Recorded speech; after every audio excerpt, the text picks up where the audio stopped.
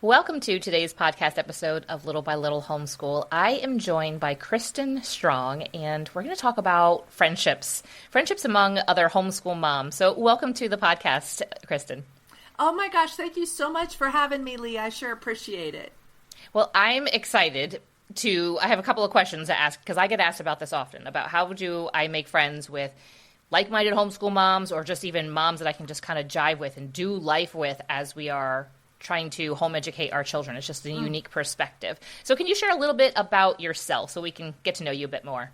You bet. Well, I am a mom myself. I'm mom to three I say adultish still sometimes, but they are adult kids. What do they say now? It's like 29, the prefrontal cortex is fully developed. They keep moving it back. Anyway, that's a side note. But I am mom to three beloved kiddos, priority blessings. We have twin sons who are 25 and then a daughter that just turned 22.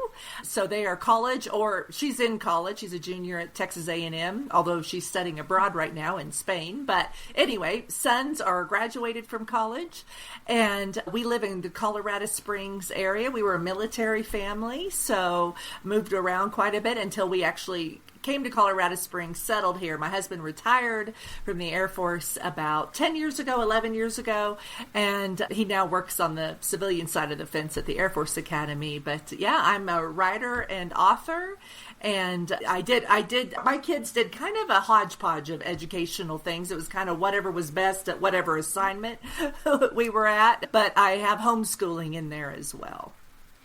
I feel like your life story, there's lots of different avenues we could go down. There sounds like so many interesting stories, especially we were talking a little bit before we started about, I'm sure you have lots of stories about raising, twin boys and just the fun and the ruckus that they get into. But it's neat that you have different educational experiences with your kids. And that's I hadn't quite thought about it, depending upon the assignment, depending upon where you're living, what's going to be best for them. Yes. But so I know I'm one of those. It's like what's best for the kid for that particular time. But, definitely respect and know how hard it is to homeschool and how hard it is to keep friendships while you're doing it as well and to make friends at the same time. Yeah. So most of us have attended school and friendships were kind of created because it was just who we clicked with, who we were around, because we would see them every day. And then most of us maybe went on to college and it was whoever was maybe in your dorm or had the same major. But now we all kind of find ourselves as a homeschool mom and can kind of feel a little bit like an island. And I remember when my kids were in preschool and when they were in school in the beginning, I would try to make friends with those that were around, but now I'm not around other women. So what advice would you offer to the mom listening who wants to make friends in this season of life that she finds herself in? Yeah. Well, and it just can be so hard because you give such energy. I mean, it's like a full-time job homeschooling your kiddos, because even if you don't do it for 8 hours a day, which is likely not the case, you're planning and, looking at curriculums and figuring out what you're doing the next day, lesson planning, that all takes time too. So it can be easy to go, oh, I just don't have time for friends. But I just would encourage you that, when you do make the time for it, to intentionally seek it, it just helps make you that much better of a mom, and just makes you, energizes you, it feeds you when it's a good friendship like that. And you just bring, kind of a more healthier, happier self to your family in general. Now, that's, of course, when things are going as they should. I know friendships can go sideways, and we bring those experiences into our lives as well. And that's a hard thing too, to kind of keep trying again for the friends you need when you've been hurt and whatnot. So all the grace in the world for that. But when I was in that season of parenting and being in charge of my kids' education myself, I guess what worked best for me was kind of thinking about how can I kind of get the most bang out of my buck for a friend, so to speak. And by using that expression, I mean, how can I up my odds of meeting somebody and forming a friendship while still meeting all these needs and responsibilities that I am in charge of?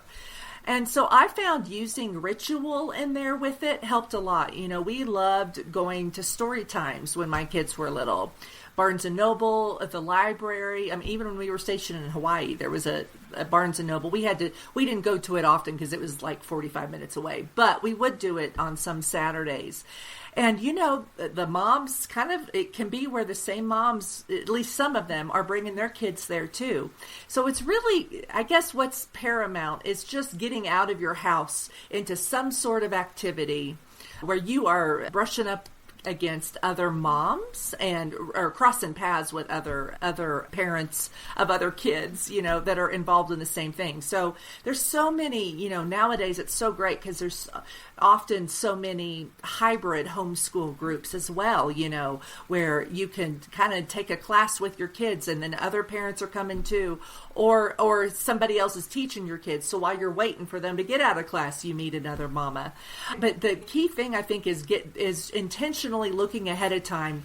What is something I can put on the schedule that is edifying my children and giving them what they need, but also helping me to get what I need? Because, God said it is not good for man to be alone. And so that extends to friends as well. If Jesus walked this earth with friends, which he did, and he was a perfect human being, or perfect in his being a human being, then we certainly need our friends as well. And it's God's will for us to have that. But we have to partner with him in that process there as well. So I love the idea of rituals, because then it's like the work's done for you. Okay, that library story time is at 10:45 on Thursdays. I can do that. Or once a month, can I find one mom and say, listen, on the third Tuesday of the month, can we switch houses for lunch, where you come over and to my house, then I go to yours, the kids play in the backyard or in the basement or what have you, while we chit chat, things like that. But really it is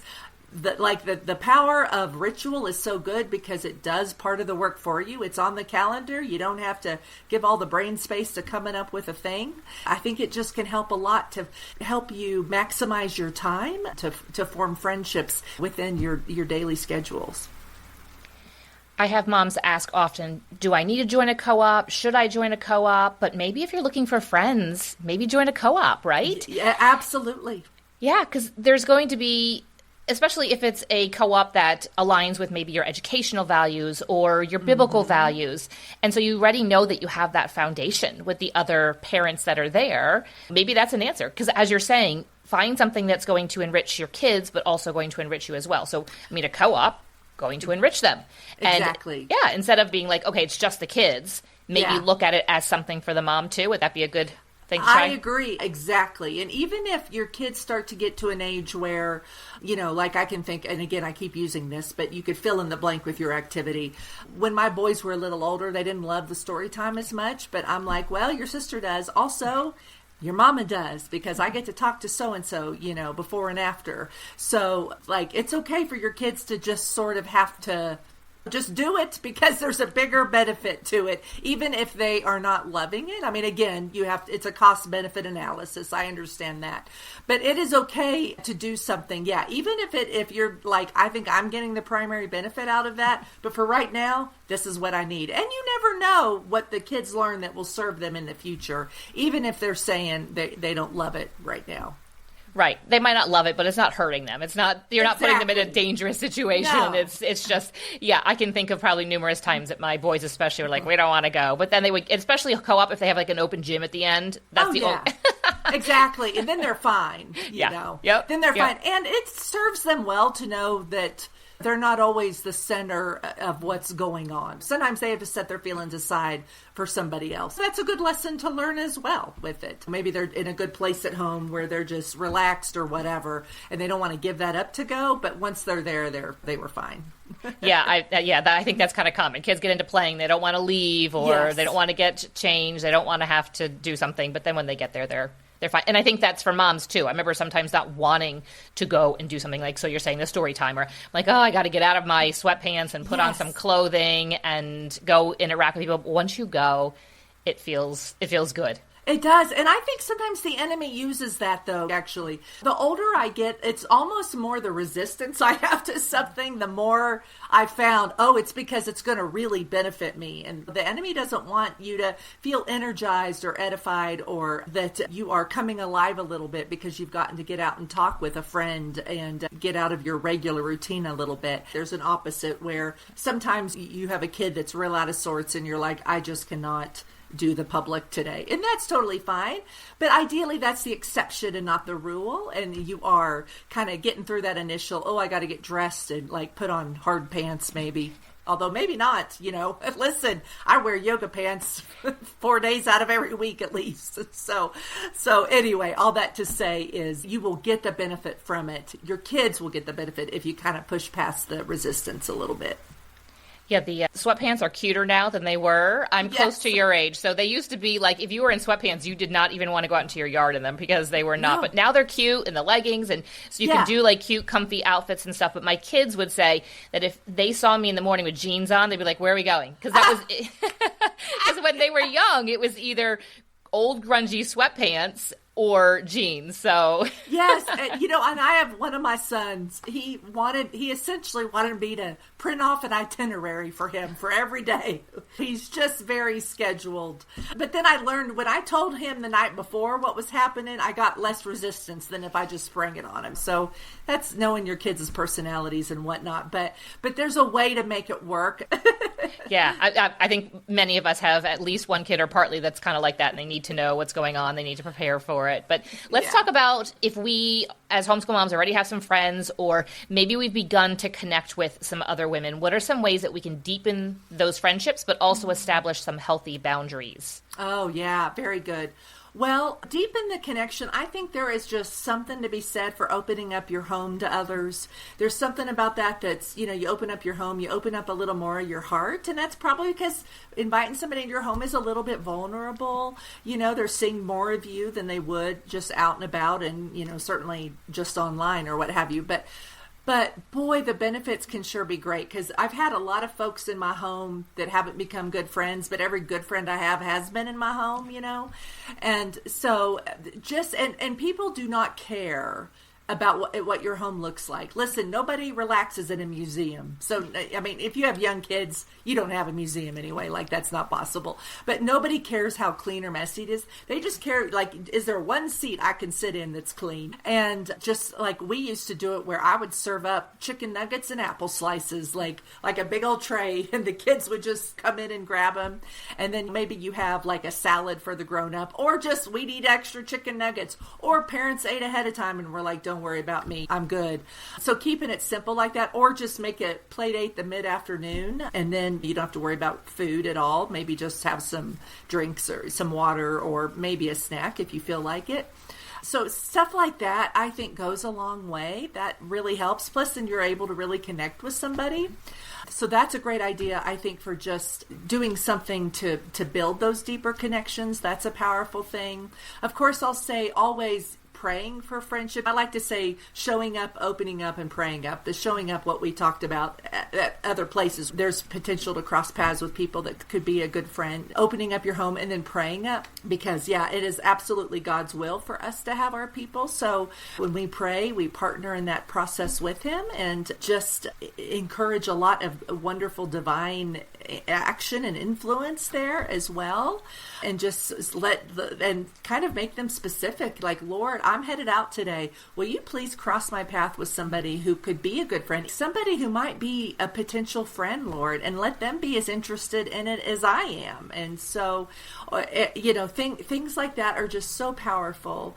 And then I'm trying to remember, what was the second part of your question? Yeah, so I was asking about establishing healthy boundaries with those friends. Yeah, I know you talk a lot about boundaries. So I do talk. I have a chapter there. Boundaries are our friends, but then also boundaries are our friends' friends.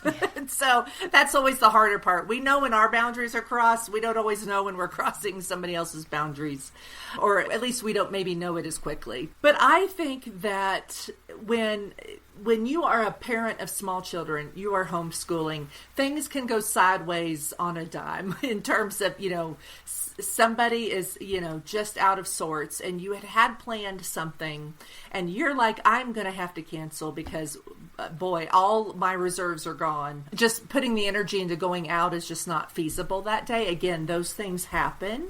And I think just being mindful that if somebody puts up a boundary like that, that we're respectful of that, we understand, we don't take it personally. Even if we were really looking forward to it and we were like, no, but this was my opportunity to, if you had a plan to take a trip to the local aquarium together or whatever it was, they've canceled. And so now you're going by yourself and you're like, well, we can still go, but this isn't as fun for me. So understandable, but just having grace for that person to know that boundaries are something we all get to have in our lives and need in our lives. We can't be good friends with everybody we brush elbows with. That's just not feasible. But also we want to have grace for one another when plans change. I guess just talking big picture, if a friendship is changing more completely in that maybe your mom friend is entering a new season and she pulls back from the friendship a little bit. And so just being gracious with the boundaries, but also if you see that somebody is more and more pulling away and it's just not, the friendship's not what it used to be, it's okay to be sad about that, but also to know that it's likely not about you, it's about her bandwidth, what's going on in her life, and to just let her go with your blessing. The opening of the home, I'm going to second that is very helpful in a friendship. And at the age that most of the moms that are listening right now and the kids and their age as a mom, I had a really good, tight core group. And most of my close friends were from church, or they were friends of church friends. And not all of them homeschooled. Some of them did. So not all of them were available with their kids during the day. But I remember in the summer, one of the many examples, we lived about 5 minutes from church. Everybody ended up knowing. We had a key for the church even. And people couldn't get in. They'd come to our house and borrow our key. I love it. Because we were closer even than the pastor. So I just remember opening up our home just maybe every couple weeks. We had a big backyard that was all fenced in, a swing set, and then just a bunch of toys. And just say, bring your kids, bring a picnic blanket. I'll have some lemonade and some water, but bring some snacks. And the inside of the house, because sometimes we can feel like, oh, I don't want all these kids, because there was at times I had like 30, 40 kids there. I'm like, I don't need 30, 40 kids. Yeah, I don't need them running through the house. But I was like, obviously they can use the bathroom. But otherwise, make sure your kids know that we're just going to be playing outside. And it was at the backyard at that time in the morning. We would do it like mid-morning and it was still really shaded. And so I just remember those times are just such a big memory for me. It didn't take much effort on my part, but at that time, I probably maybe had to call everybody or email them. But now you could just do a group text and just text everybody and say, let's meet here at this time. Or if you don't want to do it at your house, meet at a playground. That way you don't have to worry about your house and you can just meet up there. But I do second the opening of your home. It really does. It adds a level of richness and deepness, but also you're mentioning vulnerability. And I think that's important for a good friendship, to get to know one another. Yeah, absolutely. In my research for this book, I came across a quote. Well, I read the whole book. It was by Drew Hunter called Made for Friendship. It's really good. But he talks about, on this note of vulnerability, how these days we treat friendship like a cruise ship. We know a little bit about a lot of people, and we really need to treat it like a submarine where we are willing to go deep with just a few. And, certainly, if you're having a whole co-op or a large group over, you are going to have those 30 or 40 kids. But, most of us, in terms of like good friends we go deep with, it may just be 2 or 3. And I think that's okay. A very good point of just having just a couple of good, close friends. And, we kind of get stuck in the school mindset where you have to have this big, huge clique. But really, it's fine to have a big group. But then just to have your couple of close that know you well, that can tell when something's off, or that when you are hitting a crisis, or you have a parent that's sick or something, that you could just text them real quick. Can you pray, for them? Can you come get my kids? I need to go and do this. So that's an important point. Yeah. So thank you for all of this. You mentioned you have a book. I think you have multiple books, but you have a newer book out about friendship. So Kristen, can you share where can the listener maybe take a look at that book, purchase that book, and where can they connect more with you? Oh, you bet. Well, you can find the book wherever you like to order books, but you can also get them on my website. And my website is my name, KristenStrong.com, and my first name is Kristen, KristenStrong.com. And there's a book tab there. You can hit the Desperate Woman Seeks Friends. That's the one we've been talking about today, and find all that information there. And then I'm also on Instagram at Kristen Strong as well. Great. There's a lot in that book. And I think that no matter where you are with friendships and where you are in life, that there is a chapter that's going to fit with everybody. Well, I will include those links in the show notes. Kristen, thank you so much for joining me today. Oh my gosh. Thank you so much for having me. It was such a great time chatting with you. Thank you for listening, friend. I'd love to connect with you more. You can find social media links in the show notes and share this episode with a friend who could use a boost to her homeschool. See you back here real soon.